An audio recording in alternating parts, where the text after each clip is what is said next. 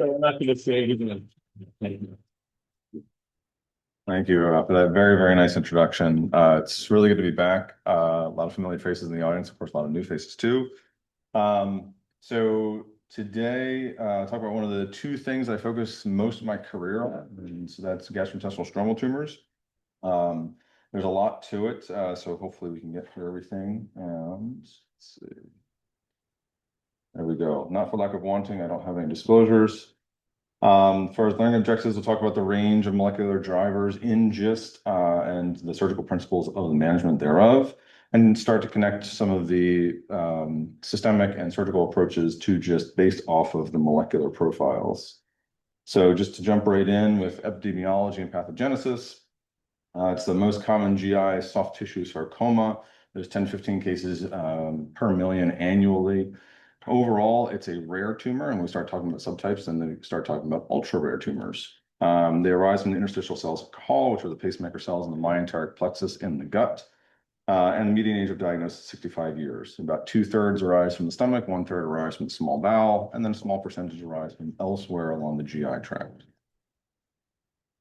How is the diagnosis made? Commonly, it's by imaging, and sometimes that can be for signs or symptoms like refractory anemia, maybe abdominal pain or obstruction. But it's also one of the more common incidental illness. So this is a scan from a patient who had a CTPA for completely unrelated reasons, chest pain. And fortunately, the slices came down far enough to see this mass along the lesser curve of the stomach. It can also be made on endoscopy, although it's very difficult to get a tissue diagnosis on endoscopy unless the tumor is eroding into the inner lining of the stomach, or unless the endoscopist will do a bite-on-bite type of biopsy. But even that's a little bit hit or miss. A little bit more reliable is endoscopic ultrasound, and these masses tend to arise from level 4, which is the smooth muscle of the stomach most commonly. And then, of course, my favorite way to diagnose them is after surgery. As far as what drives them, 85% of them are driven by either a mutation in KIT or in PDGFRA. These are receptor tyrosine kinases, so they're transmembrane receptors. And with GIST, I would say, we used to say that it was mutually exclusive. You either had a mutation in KIT or PDGFRA, but now I have a patient who started with a KIT mutation and has a resistance mutation in PDGFRA. So I can't say that they're definitely mutually exclusive anymore. These mutations are rarely germline, so they're found just in the tumor, not elsewhere in the GI tract. Because there is a mutation in one or the other, we call them non-wild type. With KIT exon 11, just to go in a little bit deeper, these juxtamembrane mutations are most common. So the exon 9 is just outside of the cell, and the exon 11 is just on the inside in the cytoplasm. And these mutations create conformational changes so that the receptor is constitutively activated. It doesn't need ligand binding anymore for downstream signaling to be stimulated. And these sorts of mutations tend to be imatinib sensitive. However, over time, even in the context of treatment, secondary mutations do develop, and they develop elsewhere in the receptor. So KIT exons 13 and 14 are in the ATP binding pocket, and the activation loop is around exon 17 and 18.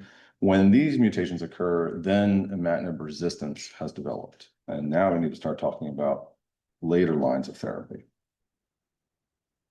However, the other 15% of GIST that are not driven by KIT or PDGFRA, we call them wild type, even though there are often mutations that drive them. There are various other drivers, and these mutations, if they are present, do tend to be in the germline. So the most common would be succinate dehydrogenase. Second most common would be neurofibromatosis 1, and then there's various others we'll talk a little bit about. And just kind of broadly speaking, how do we classify GISTs and how do we think about where they land in terms of these molecular markers? One thing to note is that all of them will stain for c-KIT. The c-KIT doesn't tell you that it's mutated or not. And if they don't stain for c-KIT, then they'll generally stain for DOG1, which is discovered on GIST1. So essentially 100% will stain for one or the other or both. Again, 85% are going to be in that KIT and PDGFRA side. The other 15% will be the wild type. And then the way to differentiate the SDH deficient versus not is immunohistochemistry looking at SDHB. So when do we think about wild type GIST? So we tend to think about that with patients who are young. So it can happen in teenagers. And in fact, I have a 13-year-old who's admitted right now with wild type GIST after a distal gastrectomy. And also in their 20s, 30s, and 40s, but it can also happen throughout life. So sometimes folks are diagnosed in their 60s. When regional lymph nodes are involved, that tends to be more likely to be wild type GIST as opposed to non. And so this is a scan of a patient with perigastric lymphadenopathy. Multifocality in the primary site, usually in the stomach, is also associated with wild type GIST. And sometimes we see these tumor predisposition manifestations. And so on this bottom right, everyone's looking, of course, at that left abdominal mass, saying, why isn't there a big red circle around that? What I'm trying to point out is that this patient has NF1, and we're seeing cuts of the cutaneous neurofibromas for the patient as well. So to talk a little bit more about succinase dehydrogenase deficiency and NF1, what surgical talk would be complete without the Krebs cycle? The SDH enzyme has the unique honor of being involved in both the citric acid cycle and the electron transport chain. So it has unique ramifications as it's bound on the mitochondrial membrane. What happens with inactivation of any of the SDH subunits is that we have a lack of a functional complex. And so because the SDHB component degrades the most quickly, if we stain for SDHB, it'll say that the complex is not assembled, even if it's an SDHA mutation, for example. So SDHB is the most commonly used as far as determining SDH deficiency. And with the loss of this complex, succinate accumulates. We consider this to be an oncometabolite that's pro-tumorigenic. This stabilizes hypoxia-induced factor 1 alpha, which then creates this pseudo-hypoxic state, which then stimulates angiogenesis pathways. And some of these angiogenesis pathways are why the later line tyrosine kinase inhibitors have some use, is because they have some anti-VEGF action. This then inhibits these dioxygenases, and the main point of that is that it can promote diffuse hypermethylation. Hypermethylation is a big part of SDH deficient GIST in general, and the GIST can develop with SDHA, B, C, or D mutations, but it can also develop with this SDHC promoter hypermethylation. So what happens with that is, as we know, promoters turn genes on and promote transcription of those genes into proteins or into RNA. And methylation is a normal process that can turn the promoter off. But what happens in these patients is that their gastric tissue has hypermethylation of the promoter. The SDHC is not produced. There's no mutation in SDHC, but that component isn't produced. And so the complex doesn't form. What's important to note about this tends to happen in young women, but this is not something that is heritable. They did not get it from anybody. They can't pass it on to children, but it also means that there's no mutation to be identified on either germline or somatic genomic testing. Where do SDH deficient GISTs arise? They really only arise in the stomach, and then within the stomach tends to be in the body and the distal stomach. There is an open question as far as the benefit of a distal gastrectomy compared to a wedge gastrectomy for patients who have a localized primary and are candidates for a wedge gastrectomy. Is there a quote unquote risk reducing benefit of doing a more aggressive gastrectomy? Probably not. And even if there is, it would take many years for that to manifest. When folks have recurrence and new primaries, often doesn't happen for a good 5 to 10 years. So running a natural history study to randomize patients with enough numbers and enough power to answer this question would probably take 30 years, and we may not even get the answer with all of that. But even within the stomach, you can see that there are molecular correlations between location and type of GIST. The one exception with the SDH is that with that promoter hypermethylation of SDHC, there tends to be more multifocality and more proximal etiologies or locations of these GISTs. As far as NF1, it's a tumor suppressor gene, normally inhibiting RAS proteins. Only about 7% of patients with neurofibromatosis 1 will develop GIST. They need to have lost the copy in addition beyond the germline mutation that they have, they need to lose the other normal copy of NF1 as well for this to develop. When NF1 related GISTs arise, they tend to be multifocal, low grade with a mitotic rate of essentially 0 most of the time. And 90% of the time they arise in the small bowel. NF1 can also be a somatic mutation. And so somebody who loses both copies in the somatic setting will often develop a solitary tumor right at the junction of the duodenum and the jejunum. Not a great place to develop a large cyst, but it happens. And there's different scoring or risk assessments for NF1 just compared to others. Just generally to say that higher mitotic rate or higher rates of cell division are associated with worse outcomes. And this is an example of a patient with an NF1 just coming off of the greater curve of the stomach. So just to show that these are often very slow growing, asymptomatic, even in this patient, and say that he probably had this for a very long time and it was found incidentally. And the last wild type subtype to just mention a little bit more about is BRAF driven GIST. If BRAF mutations are the driver of GIST, most commonly it's the V600E, which is good because we have systemic therapy to be able to offer for that. They tend to arise from the proximal jejunum, and this is the only type of GIST that really metastasizes to the lung. Generally, soft tissue squamomas will metastasize to the lungs. Very rarely will GISTs do that. The times that I've seen it in the chest is usually from direct extension, either growing through the diaphragm or from contamination after a prior surgery with partial diaphragm resection.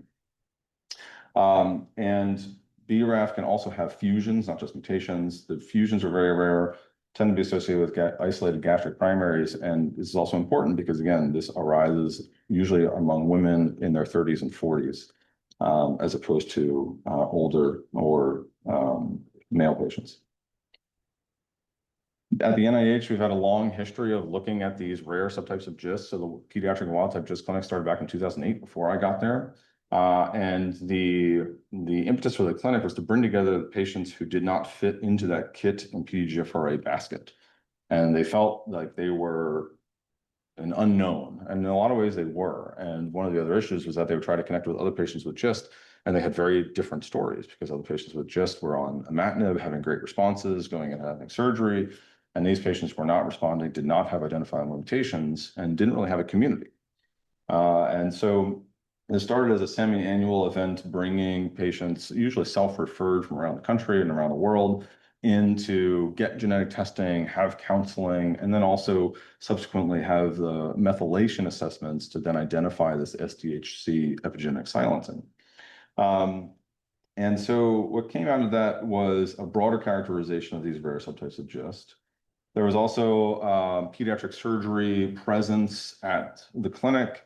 And there was a little bit of pessimism that came out of that in the sense that a lot of the patients, even if you offered them surgery, would tend to recur. And that was thought to be associated with perhaps less relative benefit of offering them surgery in the first place. But what we find is that with updated data that we're working on, is that patients who undergoing multiple resections are actually tend to have a better survival. And it's sort of a maintenance sort of therapy for patients over the course of years. And so this x-axis is the scale is years, so it's up to 50. Just to show that these patients have long-term survival, and over time they will have occasional indications for surgery, whether from pain, obstruction, or bleeding, or other reasons. But it's also because these patients don't have proven therapies to be able to go on to help maintain their disease and get towards more of a cure. Just as a thing to mention with wild type GIST, it tends to be associated with some other tumors in particular. And one of those is paraganglioma and pheochromocytoma, as you all know. Symptoms of this would be hypertension, tachycardia, sweating, and syncope. The diagnosis is made biochemically with either serum or urine of catecholamines and metanephrines, and then the initial management with alpha followed by beta blockade. CT or MRI is often good enough to diagnose and delineate either paraganglioma or pheochromocytoma. In a world where money were no object, we can use different PET radio tracers to help delineate one versus the other. So FDG-based PET would highlight both paraganglioma and GIST, but the gallium PET will really focus on the paraganglioma, for example. So this is a patient who had his gastric tumor resected in 1979 before GIST was even diagnosed as a histology or known as a histology. And he had two masses, one clearly right there next to the stomach, and one right there behind the vena cava. And sure enough, he had a local recurrence of his GIST right next to a paracaval paraganglioma. Once he was appropriately blocked, he went to the operating room. We took both of those out. There is a very, very good genotype-phenotype correlation with pheochromocytoma and paraganglioma, not like a lot of the other types of cancers we end up treating. Mainly to say with SDHC and D, they tend to get more paragangliomas in the carotid bodies. So that can be very challenging, particularly because they end up being bilateral much of the time. But again, with a lot of these different subtypes, we have both the GIST and pheochromocytoma and paraganglioma. This can also be seen in about 4% of patients with NF1. And so for that reason, even when somebody has a diagnosis of GIST, if you think it's a wild type GIST, it is very worthwhile to get serum catecholamines and epinephrines just to ensure that there's no occult paraganglioma at play that then would become apparent and non-occult at the time of surgery in the wrong situation.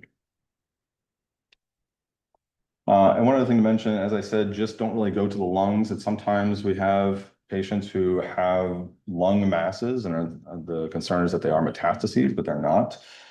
So in these young women who have the SDHC epigenetic silencing, pulmonary chondromas can develop, and this is part of the Carney triad along with Theos and Paras. And they have specific imaging features, but these are just some examples of what they look like on plain film and on CT. Other tumors that are associated with SDH50 include renal cell carcinoma. It's interesting because we have a urology group who's very interested in genetic drivers of renal cell carcinoma. We have not shared a single patient. So it seems to be that patients will develop either renal cell carcinoma or GIST, but the Theos and the Paras will develop with both renal cell carcinoma and with GIST. So we thought that we would have this very fruitful relationship, but it seemed to be that patients self-delineate one way or the other. And I'll mention pituitary adenoma, but I'm not going to go too much into detail about that. But that can be part of the 3 PAs of paraganglioma, pheochromocytoma, and pituitary adenoma. And with neurofibromatosis type 1, I know I brought up this CT image before, but the reason why is that this patient had actually developed a scalp dysplastic melanoma, had it resected, and was going to go on to immunotherapy and got a PET scan to stage him before he went on to treatment, and they found this completely incidentally. And they freaked out. They said, "Oh my God, this is an enormous metastasis of his melanoma." We looked at it, we said, it kind of doesn't really look like a melanoma, it sort of looks like a GIST. Sure enough, it was a GIST. And this was a 14-centimeter mass right at that duodenal jejunal flexure. He had multiple other tumors along his small bowel, including along the distal duodenum. So we ended up doing a fairly extended duodenal jejunostomy, but ended up leaving behind any of the tumors that were 5 millimeters or less. And this was the patient who had a mitotic rate of 0. So this tumor had grown some, but then bled into itself. So it was essentially just a water balloon full of blood. And then he went on to his immunotherapy and is doing very well at this point with no evidence of disease for either melanoma or GIST. They can also develop malignant peripheral nerve sheath tumors. These are very rare, but it's from the malignant degeneration of their plexiform neurofibromas, and that's usually treated with multimodality therapy, just as another note. So surgical considerations for GIST. Goals of surgery for primary non-metastatic GIST is curative intent.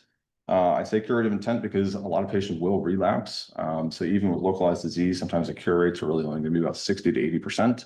And if you follow them long enough, then they may relapse even beyond that 5-year mark. With metastatic disease, we really try to relieve active symptoms. This is a patient with metastatic disease, but clearly has refractory anemia from ongoing bleeding from the primary in the stomach. And trying to achieve no evidence of disease status, I think, is a worthy, if not sometimes lofty goal. The idea being to try and reset the clock on their disease burden, but also I think for patients even with conventional type GIST, try to keep them on their treatment for as long as possible. If we can keep them on imatinib for another year or two and not have to go down the road of sunitinib with different side effects and more variable response rates, then I think that's usually in their best interest. And above all, for patients with metastatic disease, we want to preserve their eligibility for clinical trials. So looking at surgical approach, we had looked at this in the NCDB a few years ago, and I just like this one because we see the inflection point where more and more minimally invasive techniques are being used, particularly for isolated primaries, but even for settings of limited multifocality or extragastric spread. I think use of robotic and laparoscopic techniques is appropriate. Favorable characteristics would be, things specifically about the stomach, tumors under 5 centimeters in diameter, located on the body of the stomach or along the greater curve or on the distal stomach. And then also considering the exophytic and endophytic growth pattern. And whenever we can, we try to basically fire a stapler along the base of, just outside of the base of the gist itself, because it's a margin and basically does everything all in one fell swoop. But sometimes when it's growing endophytically, to do that would end up sacrificing a lot of stomachs. We end up coring out the gist and then just closing the gastrotomy. And I use the staple line from that gastrotomy closure to be my final margin.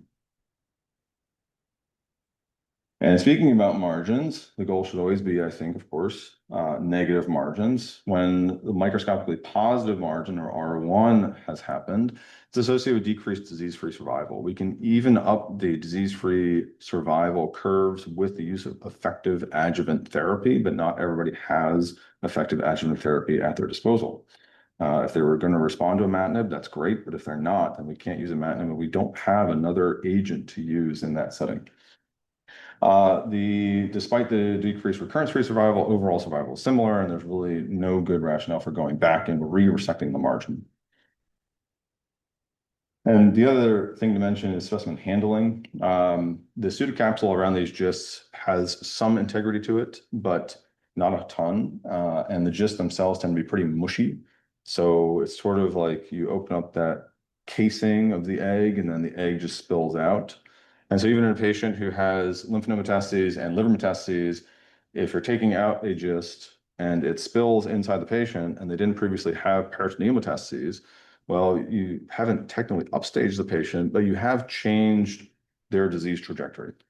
And it's also very important because there are a lot of liver-directed therapies. We do not have a lot of peritoneal-directed therapies to say, oh, we can do something to risk reduce this patient from having peritoneal sarcomatosis down the line.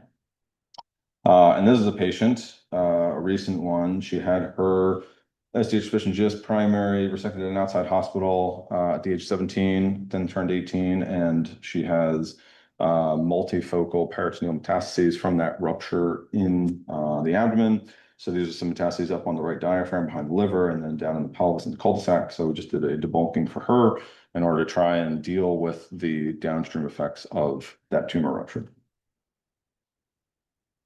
Occasionally lymph nodes will be involved. Again, very uncommon in non-wild type, rather common in wild type. Some people would say 25%, other people would say 50% of the time. It can happen outside of the abdomen pelvis, although rarely. So I have a patient who has had axillary lymphadenopathy and cervical lymphadenopathy from GIST. Both of those were SDH deficient of note. But we don't really do routine D1, D2. It's just a matter of taking out the ones that are clearly pathologic. These are examples of patients who years after their primary had been removed end up developing a lymph node recurrence, but it's usually isolated and they're pretty easy to remove. So getting them back down to that node and its disease status is very straightforward. What are we looking for on our synaptic pathology reports? We want to see the immunohistochemistry of the CD117 and DOG1, ideally SDHB as well. We'll see different types of histologies. The greatest dimension of the tumor, and then probably one of the most important things is the mitotic rate. And historically, it had been per 50 high-powered field. Now it's just per 5 millimeter squared. People have different ways of taking that continuous variable and making it categorical. So it can be either up to 5 mitoses and then over 5, or people say up to 5, 6 to 10, and then more than 10. Different risk criteria will cut that different ways. There's often comments about necrosis, it being present or not, and then percentage of necrosis. And a lot of times that's just a matter of the gist outstripping its blood supply, which tends to be on the periphery and parasitizing from structures around it with a necrotic central core. And then, of course, comments about margins, lymph nodes, and metastases. And so these circled figures are just examples of mitotic figures. So looking at risk of recurrence after resection, there are various well-established nomograms, but all of these are based on non-wild type GIST. So patients who have KIT or PDGFRA mutation-driven GIST will fall into this. And so some were developed at the NIH, at the Armed Forces Institute of Pathology, and at Memorial Sloan Kettering. The most important thing to note is that the top rows here are all low mitotic rates. With up to 5 per 5 millimeter squared. And so the patients who have a low mitotic rate and a small size, anywhere around the GI tract will have a low risk of recurrence. Gastric primaries get to go up to 10 centimeters to still be considered low risk. And then when we go on that higher end of the mitotic rate scale, then very little is considered low risk for recurrence. The patients who fall into that 5 to 10 centimeters low mitotic rate from the stomach are probably the ones that were arguably over treating with imatinib out of everybody. But with anybody who has a small bowel or extra gastric GIST, most of the time they're going to end up on imatinib for one reason or another. So important considerations, I did mention that the IHC staining doesn't tell us the actual mutation status of KIT, just tells us that it's expressed. Mitotic rate can be difficult to determine after effective neoadjuvant therapy, but usually if somebody starts on imatinib, goes to surgery, they're going to go back to imatinib. They don't usually go treatment-free after that. We don't know what the mitotic rate exactly means. It's something that's not driven by KIT or PDGFRA. And at some point, we will have driver mutation-specific nomograms, not even just for wild-type GIST, but also for PDGFRA GIST versus KIT exon 9 or KIT exon 11. And one other caveat is that SDHB immunohistochemistry may not be available. So it'd be great if everybody had it, but it can be difficult to calibrate to make sure that it is accurately telling you that SDHB is present or absent. For next generation sequencing, the genes that should be included are all the ones we've talked about. We'll often see secondary mutations in other genes, and probably two of the most important prognostically are going to be CDKN2A and N2B. People tend to think that TP53 is going to be associated with more aggressive biology and worse prognosis, but we have not necessarily seen that. So we've had a lot of patients with SDH-driven GIST and TP53 mutations who do just fine. And this is an example of a next generation sequencing report, patient who didn't have any mutations, but fortunately they went right on to doing the RNA fusion analysis, finding her BRAF fusion, which was, given that everything else was negative, was what was driving her GIST. And one thing to also keep in mind, so we've had some patients where they come back with an SDHA mutation, for example, with being labeled as a variant of unknown significance. This is a moving target. So over time, what's considered a VUS at first may ultimately be reclassified to be a pathogenic or likely pathogenic variant. And with the tumor predisposition syndromes, we reclassified that SDHA mutation because it had been found in other tumors. And so then we were able to go back and say, no, this is a pathogenic mutation in SDHA for this young man with SDH deficient GIST. Another caveat is that large exon deletions can produce false negatives. So this is a patient from the Midwest, had her surgery, her primary was removed. The tumor tissue was sent for analysis at the Mayo Clinic for their GIST-specific gene panel and came back with no mutations. So they said, oh, you have wild type GIST. I said, okay, but none of the other mutations came back as positive. And so it's very rare that somebody has truly no mutations driving their GIST. We did a secondary debulking for her since she had peritoneal relapse.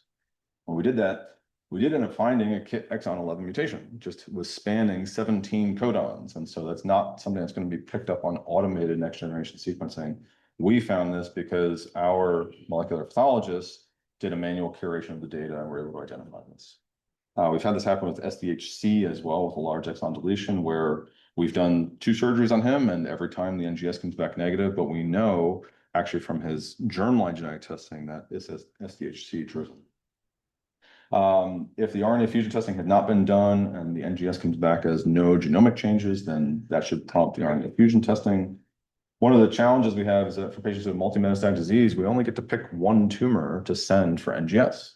It'd be great to have this pan assessment of 50 tumors, throw them all in, and then we get, a good knowledge of what genetic heterogeneity is there. But But that's where, as a surgeon, we tend to pick the one that we think is the most problematic, whether it was the one that was progressing on scans, or for temporal relationships, maybe has the most clinically relevant information compared to others. One of the things is that in a 5 centimeter tumor, they're not going to send the entire 5 centimeter tumor for next generation sequencing. And there's heterogeneity even within the tumor. So sometimes you get a little bit of sampling error even from that, where the focus that it does have the resistance mutation is not the part that gets harvested and sent for next generation sequencing. So there are challenges to this. And that's where there's a lot of interest in circulating tumor DNA to maybe have a better global assessment of the mutational profile of multimetastatic GIST. GIST are not super producers of ctDNA, and so sometimes it just doesn't really come back with much of anything, or it comes back with only the known primary mutation. But for patients who do have detectable ctDNA levels, sometimes you can identify that resistance mutation that way.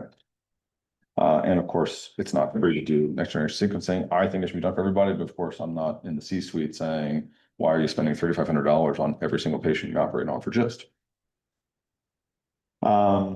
So talk about surgery for metastasis a little bit. I like, this is more patient facing than here, but I think it has, I think it's important in that somebody may say, oh, I wouldn't do that. And I may say, why not? Or I may say, I wouldn't do that. And somebody else might say, why not? So, the value of having a second or even third opinion is really, really high. The reasons to operate on patients who have metastatic GIST are usually for symptoms. It's hard to make an asymptomatic patient feel better, right? But it's also hard because these wild type GIST are similar to neuroendocrine tumors, where we diagnose patients with tumors or cancer, and then sometimes we say, well, we're just going to observe you. And that doesn't always sit well with folks. And sometimes we have patients who have microgysts where, I would say anything over 1 centimeter is concerning. Other people will say anything under 2 centimeters is not concerning. And there's a little bit of a gray area between 1 and 2 centimeters. And so if it's a matter of saying a wedge gastrectomy will remove this 15 millimeter GIST in your stomach and you will feel better about it, well, that seems pretty reasonable to do. Some patients may not be motivated towards that. But for the metastatic portion of it as well, if it's a matter of saying it's a reasonable type of debulking, we can get you down to no evidence of disease, we expect that that will be a durable status for you for months or years afterwards. A lot of patients are going to be motivated for that. The things to consider are the organ systems involved. Most frequently, it's going to be liver and or peritoneum. And this is where the systemic therapy comes in, because this helps us pick the patients. So folks who are responsive will do the best, of course. Patients who have stable disease in the setting of systemic therapy will also do pretty well. Unifocal progression, then it's a little bit less durable as far as the benefit. And then, of course, if they're progressing through systemic therapy, that is not necessarily the time to talk about a major surgery for them. I use a lot of diagnostic laparoscopies, provides visual inspection of peritoneal surfaces, and a lot of times we'll find nodules that we didn't know about based off CT, MRI, or PET. It gives us an opportunity to get additional tissue. We can even send that for next generation sequencing over time. And it also helps us see about treatment response. So this is the patient who had the SDHC large exon deletion, had peritoneal sarcomatosis developed about 10 years after his distal gastrectomy up in Canada. And he started on sunitinib, and you can see this is some of the representative images of his peritoneal disease. And then with time on the sunitinib, hopefully you can see, a lot of these tumors end up being very pale and have had some volume loss over time as well. And then some of the tumors that we saw in the anterior pelvic peritoneum here have essentially resolved. So that's not something that was as appreciable just on imaging. We also do a lot of combined liver resection and ablation. One of the good things for GIST is that a lot of times the larger liver tumors tend to be on the periphery, and so partial hepatectomies are appropriate for those. And we keep the ablation for the smaller tumors to burn those. And the goal is to get as much debulking as possible while preserving as much normal liver as possible. We will occasionally do a left lateral sectorectomy. We will very rarely do a right hepatectomy.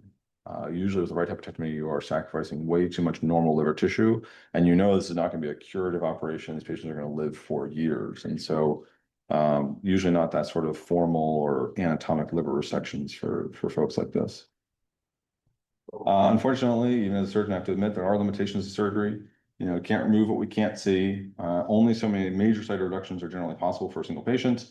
And short interval recurrence is known to happen. This is a patient with SDHA-driven GIST. On the top, that was the single liver metastases that we took out at the time of her primary resection. On the bottom, she has had a few spots of arterial enhancing concerns for potential recurrence in the liver. It's probably just micrometastatic deposits that I think hijack the growth factors that are stimulated and the relative immunosuppression that are stimulated by surgery in general. But she's been stable with these spots now for 2 years without any progression or need for further treatment. And we've also seen patients who have this sort of waxing and waning sort of liver disease, SDH deficient GIST, where this patient had surgery for a rapidly expanding mass in the distal stomach.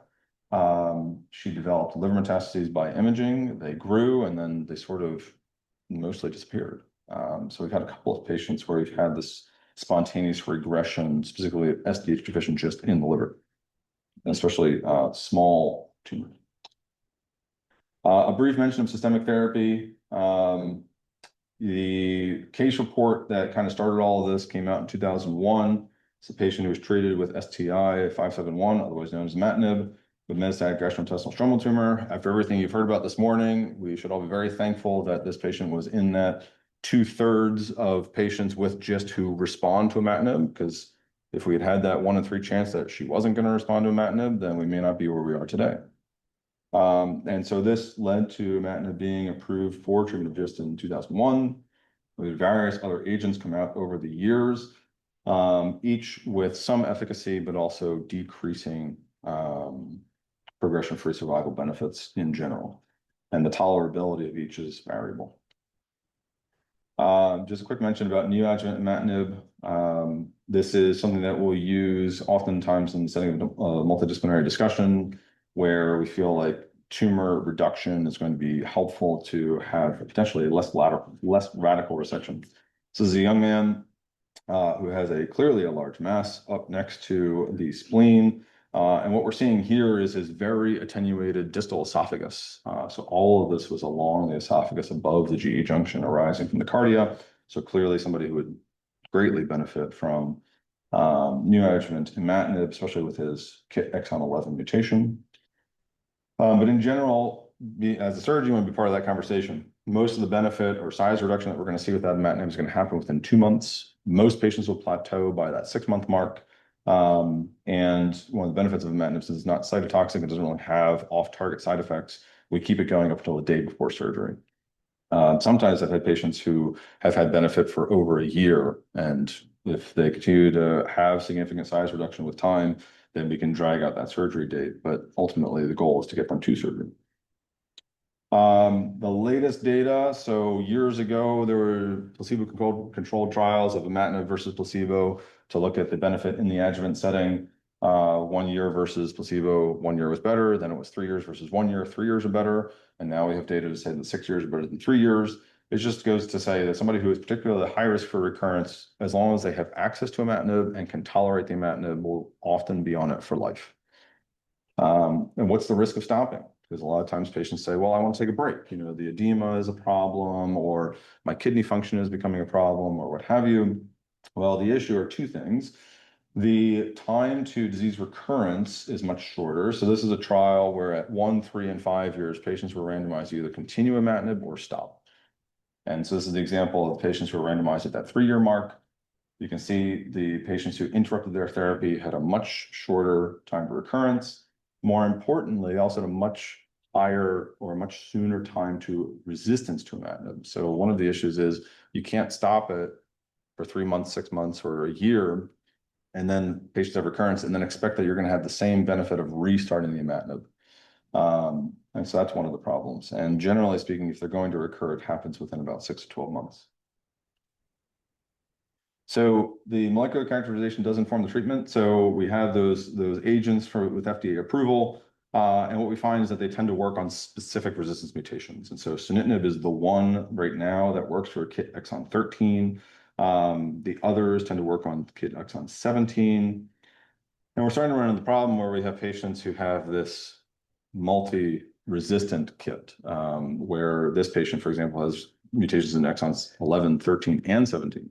We don't have a drug for that. And we don't yet have combination therapy rationale, but that's where there's a lot of interest in newer clinical trials to put two agents together to target both of those resistant mutations concurrently.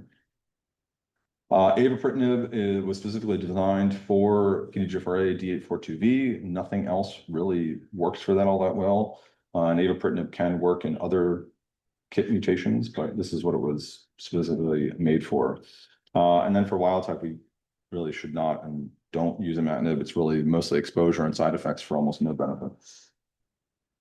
There's a lot of clinical trials, especially for SDH deficient GIST. So temozolomide we usually use for SDH deficient paraganglioma. So there's been trials to use that for GIST and now in combination therapy, temozolomide plus another agent with some promising results, but that's going to be perhaps specific to the SDH subtype. For unclear reasons to me, FGFR inhibitors are actually very effective for SDH deficient GIST. Unfortunately, the rogoratinib, which is very promising, is not going to be continued by Bayer because this is such a small patient population. There's really no, financial benefit to continuing it. So now we're going to use some of the other FDA-approved FGFR inhibitors and try and see if they work for GIST. So pemigatinib is going to be an upcoming trial called PemiGIST in order to see if that has the same impact as rogoratinib. And then we mentioned that hypoxia-inducible factor 1 alpha before. So belzutifan is a very expensive sort of relative to bevacizumab to try and see if that can target those angiogenesis pathways and get some responses as well. There's targeted therapies for less common subtypes. We mentioned the BRAF V600E. We can also see sometimes NTRK fusions, and there's a couple of agents out there for that. And then I do have a patient here who has an FGFR1 mutant-driven GIST arising here from the duodenum, and we can see it nicely on laparoscopy here. What we can also see is that she has another GIST right there, and then other laparoscopic images show multiple other small primaries, and so she's sort of like an NF1 phenotype of multiple small primaries. This has been very stable for years, and so she's holding that FGFR inhibitor in reserve for when it's really more beneficial for her. And then just with treatment response, we of course have the classics of RECIST, looking at the size of the tumor, and epithelial from PERSIST. The one I wanted to mention was CHOI response criteria. And so seeing decreased density of these GISTs is also considered a response. So a solid tumor turning into a cyst, like in this patient, would be considered a positive response, although this would fail by RECIST because the cyst often ends up being larger than the solid tumor had been. And then with time, what you'll often see is tumor regrowth within these cysts. So you can see that solid nodule there. Why are we talking so much about systemic treatment at a surgical conference? The importance is that these treatments really suppress tumor growth. They're not cytotoxic. So it's very uncommon to get a complete clinical response, even with effective systemic therapy. And so these GIST cells often will go into a dormant state. Once you release that suppression, then they reactivate. And a lot of times they can also develop those resistance mutations during that time. And curative intent surgery, I put them in quotes because a lot of times it's not as curative as we would hope. But what I would say is also systemic therapies expand surgical candidacy so that patients who may never have gotten to a surgery 20 years ago now may have rationale for cytoreduction or debulking. And that's where the ongoing collaboration with medical oncology is really important to determine if and when the timing of that sort of a surgery is most beneficial.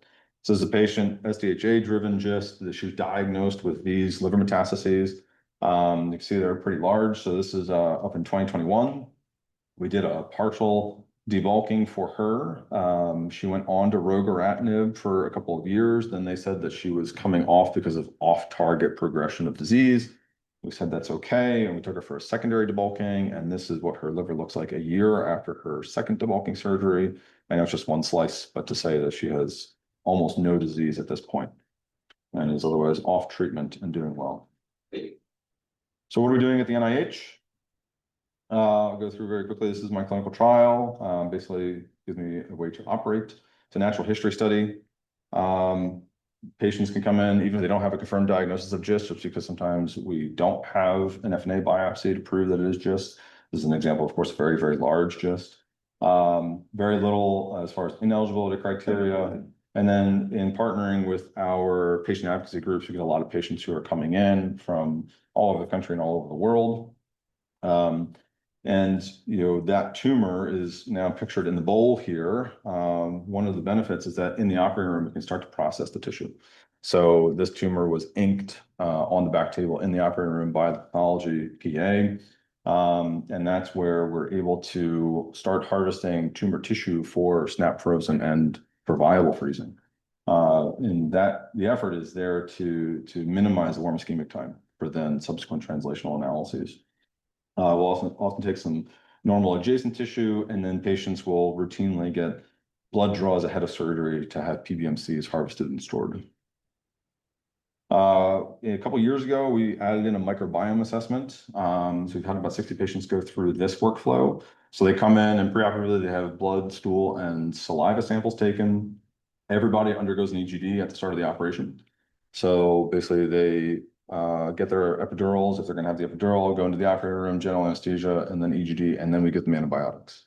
And with the EGD, we harvest some of the gastric fluid, and then we also take biopsies of the antrum and the fundus. We also repeat the blood, saliva, and stool sampling at 1 year after surgery, and we have dietary questionnaires to go along with both of those time points. So this workflow is where we are working right now in order to try and identify the microbiome-related DNA and study that. And the other, with that minimal ischemic time, allows us to do a little more phosphoproteomics. And phosphoproteomics are hard because they tend to degrade very quickly. So the shorter time you have from patient to liquid nitrogen is going to improve the quality of that analysis more than anything else.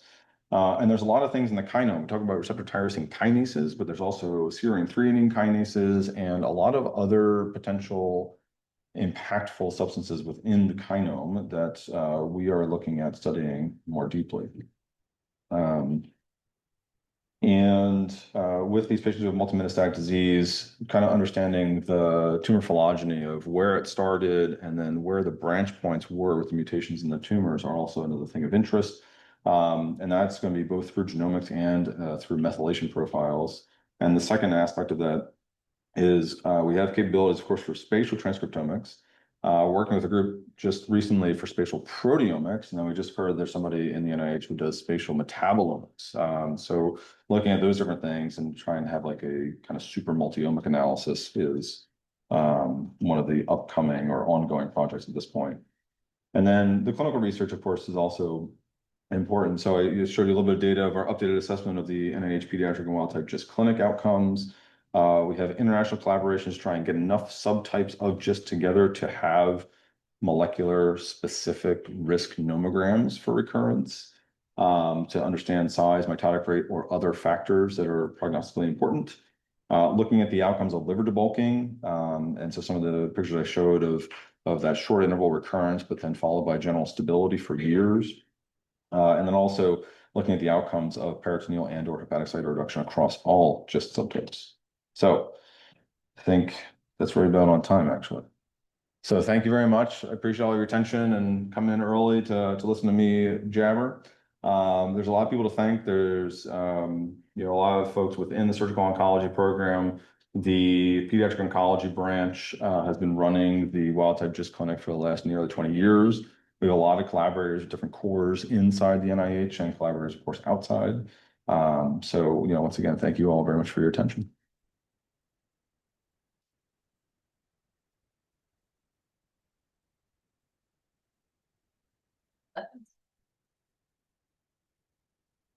Dr. Blake, thank you for a great talk. I was hoping that you could talk a little more about how you select patients for lymphadenectomy. Like you mentioned, sometimes we don't have a preoperative biopsy or next generation sequencing to kind of lead us into which patients are going to be high risk for it. Are you doing this based more on your preoperative imaging? Are you getting PET scans first, or is it just things that you're kind of seeing when you're operating that are leading down that path? Things that we kind of see. So what we will find, there's a couple different ways it manifests. So for folks who have bulky primary disease around the stomach, a lot of times that tumor bulk ends up being more the perigastric lymph nodes than the actual primaries. The issue is along the lines of we take out the lymph nodes associated with lymphovascular pedicles that we're going to sacrifice as part of the surgery. But a lot of times with the wedge gastrectomy, there might be one or two lymph nodes in the area. If those are enlarged, then we remove those. If they seem suspicious, we'll remove them as well, just because we can't tell just by looking at them whether it's going to be reactive or involved with tumor. What we end up finding is that the patients are more likely to show up in the office 3, 5, 8 years after their initial treatment, surgical treatment for their primary, and then they have a mass and it shows up on an MRI or maybe on a PET scan, and it's near where that original surgery had been done, but just outside. And so we will often take out that node and maybe some lymph nodes around it, but not necessarily a much more aggressive sort of lymphadenectomy. But it does tend to be pretty isolated. So it's not common that we've had somebody come back with 10 lymph nodes that have been all involved or other major issues like that. Really great review of the biology of a tumor and how it can be so different in these different patients. We just did our practice oral board exam. So for most GI stromal tumors, what kind of margins are needed and what should the residents know for the more standard? Sure. Great question. So usually I go for 1 centimeter gross margins, and then that ends up being at least 5 millimeters on pathology. It depends. Sometimes the anatomy dictates the margin, where you might have masses in the distal stomach, and then you end up doing a formal disc gastrectomy, and then of course all that proximal stomach is going to be a negative margin. The pediatric surgeons before, not to throw pediatric surgeons on the bus, but they had accepted a microscopic positive margin for the SDH deficient GIST. I think it's of course also a little bit different when you're talking about a 15-year-old and thinking about adolescent nutrition and gut function moving forward. But I think the 1 centimeter is adequate. It's not like a gastric adenocarcinoma where we're going to want several centimeters. Oh. Andrew, big picture question. Just thinking, for educating the surgical community, the surgical oncology, think back to sarcomas and specifically gastric here, where we'll have a community say, oh, I do gastric cancer. Well, they did benign disease in terms of, I do sarcoma, but I used to shell out lipomas and wonder why they recur. And it's actually very challenging to get people to give up parts of their practice or some financial, some ego, some, a lot of different reasons. Sure. I really loved your line, receptabilities in the eye of the beholder. And I was thinking not all GISTs are the same. Yeah. So I think we have a lot of general surgeons who will do that sweet little pedunculated GIST. I actually have a recurrence from an OB-GYN who tried to take on a small amount of this. And, it's hard when actually you get away with it a lot. Yeah. But they're not all the same. And then as we progress through time, oh, I do GIST. And then it's a 10 centimeter recurrence. And then and then they call it unresectable. So educating is as hard. And I'm sure that's a big part of your practice at NCI, who gets referred, who's not, how do you educate the surgical community? We do it here at a more micro level, but I'm just curious how you guys approach that. The referral patterns of the NIH are very interesting. Probably the most common source of referrals are patient family members. So the patients who have an isolated primary, have a local surgeon who's one and feels able to take it out, we don't really tend to see them unless they're very motivated to get a second opinion and can wait. It's, if you reach out to the NIH, you might hear from us very soon, but then the process of collecting records and looking at everything takes time. So somebody has to have some patience in order for that process to go on. Meanwhile, thinking, oh, I have this 5 centimeter tumor hanging off my stomach. I don't really love this situation. I really want to get this addressed sooner rather than later. What we end up seeing is perhaps more the patients who are either metastatic on the outset or have recurrence after their initial resection. The idea of education is great. I think it's always hard when the financial aspect of it is mixed in, because again, taking away somebody's case is hard to do. And just as a side note, I remember I interviewed Kaiser SoCal, and they're very evidence-based. And you all know there's plenty of evidence to say that the high volume Whipple center, not just surgeon, but Whipple center, is going to have better outcomes than a Whipple. And even they, as a physician-led group, could not pull all of their gastric cancer, sarcomas, liver and pancreas out of the satellites into LA Medical Center, despite the evidence. So I think it's a very thorny issue. I think that ultimately this is where working with groups like the LifeRaft group is very helpful, because then you get to the patient directly. And they are often their best advocates for their own care. And a lot of times it's the family members who are able to take the time and have the concentration and wherewithal to identify resources and connect with other providers. So I think that's where those groups are hugely important. So for any sort of rare tumor, LifeRaft Group, Mesothelioma Applied Research Foundation, Cholangiocarcinoma Foundations, Stand Up to Cancer, these, or No Stomach for Cancer, these are great organizations that can help kind of circumvent some of that. Because here in the United States, we have a lot of agency as patients. We can say, I do want my surgery with you, or I don't, I'm going to go to somebody else. And so I think that's how we get around it. Well, thank you so much for a great presentation. You make us proud as Brown, and I appreciate your talk today. Thank you.